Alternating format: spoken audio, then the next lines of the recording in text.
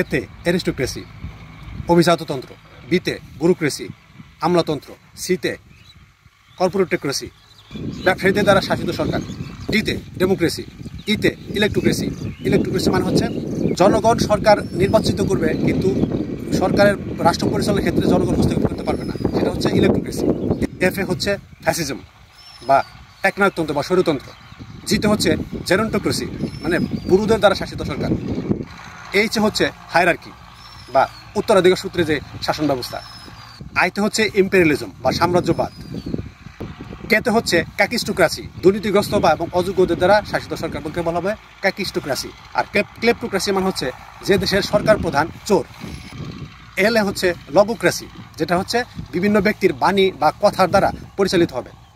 এমে হচ্ছে মেরিটোক্রেসি মেরিটোরিয়াসদের দ্বারা শাসিত সরকারকে বলে মেরিটোক্রেসি। ওতে হচ্ছে অলিগার্সি। অলিগার্সি মানে হচ্ছে ধনীদের দ্বারা বা মানে কিছু সুবিধাভোগী কিছু মানুষদের দ্বারা পরিচালিত সরকার। পিতে হচ্ছে প্লুটোক্রেসি। প্লুটোক্রেসি মানে হচ্ছে মূলত অর্থবিত্তবানদের দ্বারা পরিচালিত সরকার। আর হচ্ছে রিপাবলিকানিজম মানে প্রজাতন্ত্র।